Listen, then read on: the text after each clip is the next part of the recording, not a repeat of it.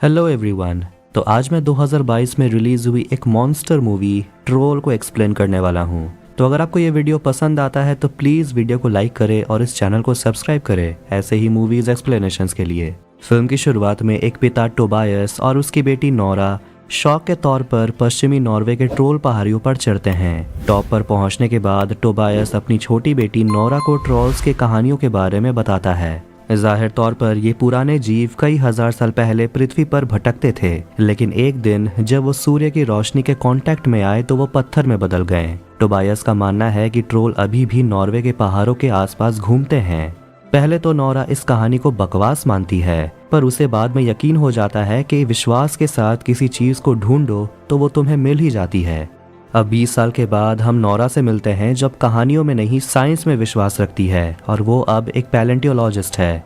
एक साइट पर लगभग 6 महीने तक काम करने के बाद आखिरकार उसे एक रहस्यमयी फॉसिल का पता चलता है जो एक डायनासोर का सिर है। इस बात से खुश होकर कि आखिरकार उसकी मेहनत रंग लाई, नोरा अपनी टीम के साथ जश्न मनाती है। पास के डोवरे माउंटेन्स में मेट्रो स्टेशन बनाने के लिए तेजी से काम चल रहा है। वर्कर्स प्रोजेक्ट के लिए रास्ता बनाने के लिए पहाड़ में ड्रिलिंग और एक्सप्लोसिव लगाने में व्यस्त हैं। इस बीच प्रोटेस्टर्स की भीड़ कंस्ट्रक्शन के खिलाफ विरोध कर रही हैं, चिल्ला रही हैं कि सरकार को पहाड़ को जिंदा रहने देना चाहिए। उनके विरोध को नजरअंदाज करते हुए चीफ एक्सप्लोसिव को ब्लास्ट कर देता है और पहाड़ के टुकड़े टुकड़े हो जाते हैं और वो और वर्कर्स फिर जांच करने के लिए डोवरे गुफा के अंदर जाते हैं। लेकिन चौंकाने वाली बात यह है कि उन्हें एक तेज आवाज सुनाई देती है। थोड़ी ही देर बाद वो महसूस करते हैं कि जमीन हिल रही है और एक पुराना क्रिएचर पहाड़ के चट्टान से गहराई से उठता है। कुछ ही समय के बाद घटना की खबर ओस्लो के नॉर्वेजियन आर्म फोर्स हेडक्वार्टर तक पहुंच जाती है। साइट पर असली में हुआ क्या, इसकी साफ तस्वीरें लेने के लिए जनरल ने एक एयरक्राफ्ट भेजने का फैसला किया। फिर वो प्रधानमंत्री को इस बारे में बता देता है। आगे हम नॉर्वे की प्रधानमंत्री और उसके एडवाइजर एंड्रियास को देखते हैं, जो मिलिट्री बेस की ओर बढ़ रहे हैं। उनके रास्ते में मिनिस्टर ऑफ डिफेंस उन्हें सिचुएशन पर अपडेट देते हैं और बताते हैं कि इस घटना में 50 से अधिक लोग मारे गए थे। फिर वो ग्राउंड जीरो की कुछ तस्वीरें देखते हैं और करीब से देखने पर हम जमीन पर एक विशाल छेद देख सकते हैं। एंड्रियास का कहना है कि यह विशाल छेद असली में पैरों के निशान है, लेकिन बड़े लोगों के बीच वो राय रखने के लिए क्वालिफाइड नहीं है। इस बीच नोरा अभी भी अपने साथियों के साथ जश्न मना रही है। वो भाषण देने के लिए आगे बढ़ती है, लेकिन अचानक एक मिलिट्री हेलीकॉप्टर वहां आती है। फिर एक सोल्जर बाहर आता है जो नोरा को बताता है कि नोरा को ओस्लो में प्रधानमंत्री ने बुलाया है। बिना समय बर्बाद किए वो हेलीकॉप्टर पर बैठती है और मिलिट्री अड्डे की ओर बढ़ती है। उसके आने के बाद एंड्रियास उसे सरकारी अधिकारियों से भरे कमरे में ले जाता है। नोरा उन्हें ज्वाइन करती है क्योंकि वो प्रेजेंट सिचुएशन पर बात कर रहे होते हैं। ऑफिसर्स मानते हैं कि विनाश किसी प्रकार की गैस के कारण हुआ था, लेकिन नोरा को ऐसा नहीं लगता। वो कहती है कि ये तो फुटप्रिंट है, साफ साफ दिख रहा है। अच्छे से देखने के बाद उसे शक होता है कि ये एक जानवर है जो पहाड़ों से उभरा है। एंड्रियास का कहना है कि ये सुपरनैचुरल भी हो सकता है, लेकिन वो राय रखने के लिए फिलहाल क्वालिफाइड नहीं है। हालांकि सरकारी ऑफिसर्स ये कहते हुए उसका मजाक उड़ाते हैं कि ये उसके कोई फॉसिल रिसर्च केसेस में से एक नहीं है। वो सारे ऑफिसर्स इस सब के पीछे किसी जानवर के होने की संभावना से भी इनकार कर देते हैं। तब सिग्रिड, एक कंप्यूटर एक्सपर्ट जो नॉर्वेजियन आर्म फोर्स के लिए काम भी करती है, वो रूम में आती है और बताती है कि उस इंसिडेंट वाले जगह से उसे एक वीडियो मिला है। जब वो इस वीडियो को चलाते हैं तो ऑफिसर्स को लगभग 150 फुट ऊंची एक फिगर दिखाई देती है जो डोवरा गुफा से बाहर आती है, और ये आखिरकार उन्हें विश्वास दिलाता है कि नॉर्वे में कुछ विशाल, शायद एक राक्षस आ गया है। लेस्जा नाम के एक एरिया में बूढ़े कपल चाय पीने के लिए बैठते हैं। तभी वो दूर से दहाड़ की आवाज सुनते हैं। इसके तुरंत बाद उनके मेज हिलने लगती हैं, जिससे आसपास के बर्तन गिर जाते हैं। उन्हें लगता है कि यह भूकंप है, इसीलिए वो जल्दी से अपने सेफ्टी वॉल्ट के नीचे छिप जाते हैं। सब कुछ शांत होने के बाद वो वॉल्ट के बाहर निकलते हैं और अपने घर को चकनाचूर पाते हैं। इस बीच नोरा प्रधानमंत्री को बताती है कि वो डोवरा घटना को सॉल्व करने के लिए तैयार है। दूसरे ऑफिसर सहमत हैं और उसे एक साइंटिफिक एडवाइजर के रूप में असाइन किया जाता है। मीटिंग के बाद पीएम का एडवाइजर एंड्रियास नोरा को लेस्जा घटना के बारे में बताता है और दोनों जल्दी से एक हेलीकॉप्टर से उस साइट पर जाते हैं। अपनी उड़ान के दौरान वो थोड़ा बातचीत भी करते हैं। एंड्रियास ठीक से अपना इंट्रोडक्शन देता है और फिर नोरा से पूछता है कि वो पैलेंटोलॉजिस्ट क्यों बनी। नोरा जवाब देती है कि वो बचपन से ही नेचर से हमेशा प्यार करती है। वो ये भी बताती है कि उसके पिता टोबायस एक फोल्कलोर एक्सपर्ट थे, लेकिन फिलहाल उनका रियलिटी से कांटेक्ट टूट गया है क्योंकि वो कहानियों पर विश्वास बहुत करने लगे थे। एक वक्त उनकी हालत इतनी बिगड़ गई कि उन्हें अस्पताल में भर्ती करना पड़ा, लेकिन इसके बाद एंड्रियास ने नोरा से कहा कि वो हमेशा से एक राइटर बनना चाहता था और वो एक मॉन्क के बारे में एक कहानी पर काम कर रहा है जो अपने सिर को चीरता है और दुश्मनों पर काटने के लिए फेंक देता है। ये काफी इनोवेटिव है। एक बार नोरा और एंड्रियास साइट पर पहुंचते हैं। वो तबाही को देखकर दंग रह जाते हैं। जल्दी उन्हें स्पेशल ऑपरेशन कमांड से कैप्टन क्रिस होल्म्स उन्हें वेलकम करता है। क्रिस ने दोनों को सिचुएशन के बारे में बताया, ये समझाते हुए कि जानवर 2 मील दूर दक्षिण के पहाड़ों में चला गया है, लेकिन आसपास तलाशी लेने के बाद भी कुछ पता नहीं चला। ये लगभग वैसा ही है जैसे वो बड़ा राक्षस कहीं गायब हो गया हो। इसके बाद तीनों उस बूढ़े कपल से बात करते हैं जो अभी भी इस घटना से सदमे में है। पत्नी ने खुलासा किया कि उसने कुछ भी नहीं देखा, हालांकि उसने एक अजीब तरह की आवाज जरूर सुनी। आवाज भयानक थी, किंग कॉन्ग की तरह। अफसोस की बात है कि जानकारी ठोस नहीं है, इसलिए नोरा खुद ही आसपास की जगह को चेक करती है। अचानक उसे एक अजीब सी गंध आती है, जिस वजह से वो एक विशाल पैरों के निशान में उतरती है। नोरा उसके बाद सुरागों के लिए एरिया को स्कैन करती है, लेकिन अजीब बात है कि इसमें कोई भी बायोलॉजिकल साइन नहीं है। ये लगभग वैसा ही है जैसे कि ये जानवर जिंदा ही नहीं है। अब मिले सबूत से कुछ न होने पर नोरा अपने पिता से मदद लेने का फैसला करती है, जो लोगों से दूर एक पहाड़ में रह रहे हैं, वो भी अकेले। नोरा कैप्टन क्रिस और एंड्रियास से एक हेलीकॉप्टर में उस जगह के लिए निकलते हैं। टोबायस तो पहले इंसान को देखकर भड़क जाता है, पर अपनी बेटी को देखकर वो शांत होता है और इतने सालों के बाद भी वो अभी भी ट्रोल्स नाम के पुराने जीवों पर रिसर्च कर रहा है। थोड़ी देर के बाद तीनों टोबायस को वो वीडियो दिखाते हैं। ये देखकर टोबायस चौंक जाता है। वो बड़बड़ाना शुरू कर देता है कि वो यहाँ है। नोरा ये सब से कंफ्यूज हो जाती है और कहती है कि मुझे एक साइंटिफिक एक्सप्लेनेशन चाहिए, ना कि कहानियां इस सब का सॉल्यूशन ढूंढने के लिए। हालांकि टोबायस अपनी थ्योरी पर अड़ा हुआ है और कहता है कि नॉर्वे के क्रिस्टियनाइजेशन के कारण ट्रोल्स विलुप्त हो गए थे। टोबायस कहता है कि वो सच्चाई सबको बताने ही वाला था, लेकिन उसे पागल नाम दे दिया गया। फिर वो अपना बैग उठाता है और नोरा से कहता है कि वो एक एडवेंचर पर जा रहे हैं। इसके बाद हम नोरा, उसके टीम और टोबायस को हेलीकॉप्टर से उड़ते हुए देखते हैं। थोड़ी देर के बाद वो एक पहाड़ के पास आते हैं और टोबायस चारों ओर देखने लगता है। उन्होंने नोटिस किया कि यह जगह पूरी तरह से बदल गई है। इस बीच नोरा को उसी जगह अजीब सा गंध का एहसास होता है, जिसे वो हाइपर नेचर कहती है।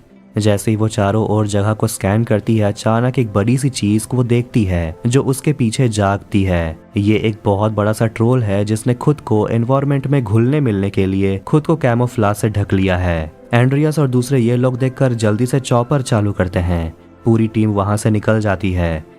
एक बार जब वो सेफ जगह पर पहुंच जाते हैं तो वो ऑस्लो में सरकारी ऑफिसर्स को ये वीडियो दिखाते हैं। अब हर कोई ये मानने को मजबूर है कि ट्रोल्स असली में होते हैं। कुछ ही समय के बाद प्रधानमंत्री कैप्टन के लीडरशिप में एक मिलिट्री ऑपरेशन शुरू करती है। जल्दी सैकड़ों सोल्जर्स देश के सबसे खतरनाक हथियारों के साथ इकट्ठा हो जाते हैं ट्रोल्स को मारने की तैयारी में। हालांकि उनके गोली मारने के बावजूद ट्रोल्स को कुछ नहीं होता।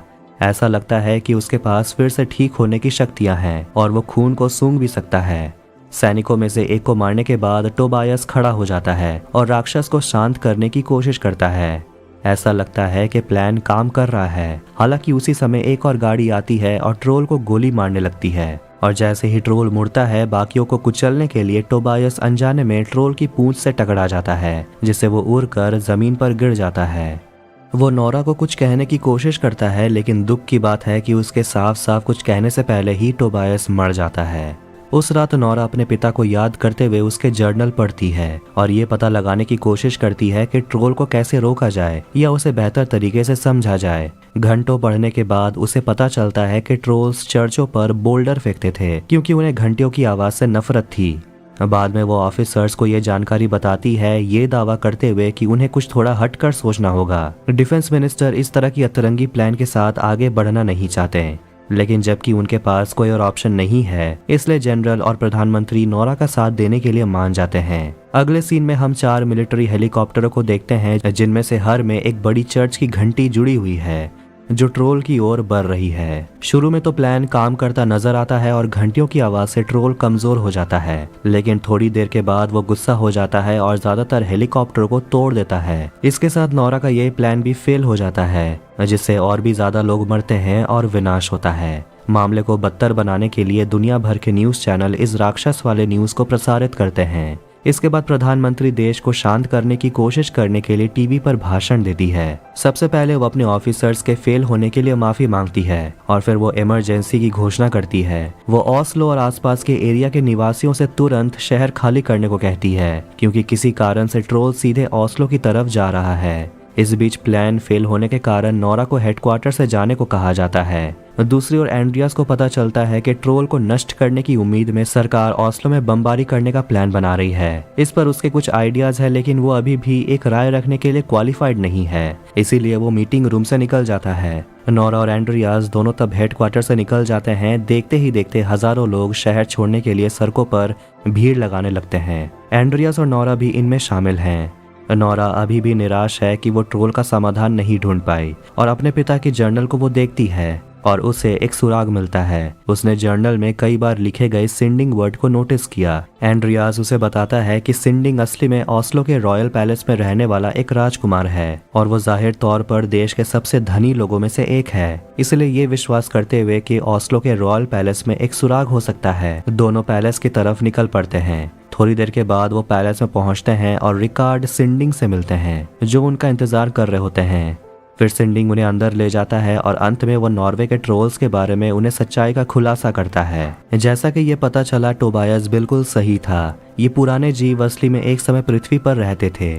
महल में सिंडिंग नोरा और एंड्रियास को टनल में ले जाता है, जहां सिंडिंग ने खुलासा किया कि उसने और दूसरे ऑफिसर्स ने ट्रोल्स के रहस्य की रक्षा करने के लिए टोबायस के करियर को खत्म कर दिया। जब नोरा के पिता सच्चाई के करीब पहुंच गए थे तो सिंडिंग ने ट्रोल्स की रहस्य की रक्षा करने के लिए टोबायस को एक मेंटल हॉस्पिटल में भेज दिया और वहां टनल के अंदर एक ट्रोल परिवार की हड्डियां भी होती है। रॉयल पैलेस को ट्रोल किंग के गुफा के ऊपर बनाया गया था, जब क्रिश्चियंस ने ट्रोल के परिवार का नरसंहार किया और उसे पहाड़ के अंदर मरने के लिए छोड़ दिया गया था। यहाँ हमें पता चलता है कि जिस ट्रोल ने देश भर में कहर बरपा रखा है वो असली में ट्रोल किंग ही है। यहाँ से ये भी क्लियर होता है कि राक्षस ओस्लो क्यों जा रहा है, क्योंकि वो घर लौटने की कोशिश कर रहा है। सिंडिंग ये भी समझाना जारी रखता है कि ट्रोल्स के लिए परिवार से ज्यादा इम्पोर्टेंट कुछ भी नहीं है और नॉर्वे के क्रिश्चियनाइजेशन के दौरान ट्रोल किंग को डोवरे पर्वत पर ले जाया गया और कैद कर लिया गया। बेशक पहले के धमाकों ने उसे बाहर निकाल दिया और अब वो अपने बच्चों के साथ फिर से जुड़ने की कोशिश करने के लिए ओस्लो वापस जा रहा है। सच्चाई जानने के बाद नोरा और एंड्रियास का तो होश ही उड़ जाता है। जब वो ट्रोल परिवार के कंकालों के अवशेष देखते हैं तो वो और भी डर जाते हैं। जब नोरा हड्डियों पर अपनी यूवी लाइट डालती है तो वो देखती है कि वो जल रहे हैं। ये तब होता है जब उसे पता चलता है कि ट्रोल को रोशनी पसंद नहीं है और उसे एक आइडिया आता है। इसके बाद नोरा सिंडिंग को उसे सबसे बड़ी गाड़ी देने के लिए कहती है, इसलिए वो उसे रानी का पसंदीदा पिकअप ट्रक दे देता है। इसके बाद वो कैप्टन को कॉल करती है और उसे प्लान के बारे में जानकारी देती है। वो ट्रोल किंग को टैनिंग बेड से घेरना चाहती है और उसे यूवी लाइट्स के कांटेक्ट में लाना चाहती है, जबकि कैप्टन अपने कुछ साथी सोल्जर्स को ट्रोल ट्रैप बनाने के लिए कहता है।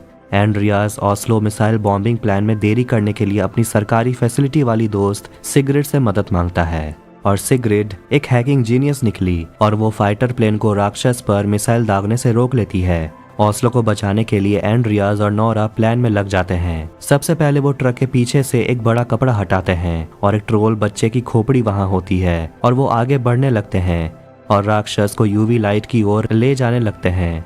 थोड़ी देर के बाद ट्रोल अनजाने में खोपड़ी को तोड़ देता है और महसूस करता है कि उसके पास कोई परिवार नहीं बचा है।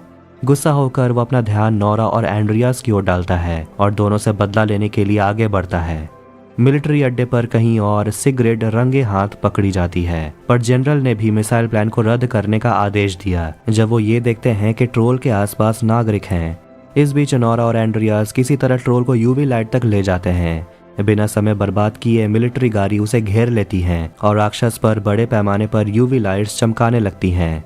प्लान काम करता है और ट्रोल धीरे धीरे जलकर मरने लगता है। हालांकि ट्रोल को सहता देखकर नोरा को बहुत बुरा लगता है। उसे एहसास होता है कि जानवर को मारना गलत है, इसलिए वो लाइट को बंद कर देती है और वो उसकी जान बचाने की कोशिश करती है। वो ट्रोल को पहाड़ पर जाने के लिए कहती है, जहां वो सेफ रहेगा। लेकिन बहुत देर हो चुकी है। अचानक सूरज उगने लगता है और ट्रोल किंग पत्थर में बदलने लगता है। इससे पहले कि वो पूरी तरह से पत्थर बन जाए, नोरा उसे धीरे से छूती है, जबकि बाकी सभी खुश होते हैं और वो इस चट्टान को नाम देती है टोबायस रॉक, अपने पिता के याद में।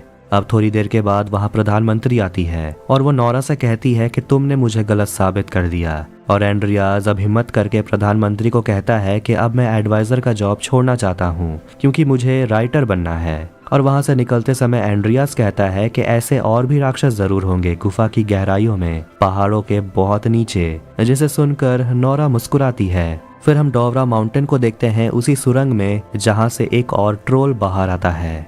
और इसी के साथ 2022 में रिलीज हुई ट्रोल यही एंड होती है। तो अगर आपको ये वीडियो पसंद आया तो वीडियो को प्लीज लाइक करें और इस चैनल को सब्सक्राइब करें ऐसे ही मूवीज एक्सप्लेनेशंस के लिए। मिलते हैं नेक्स्ट वीडियो में। Take care.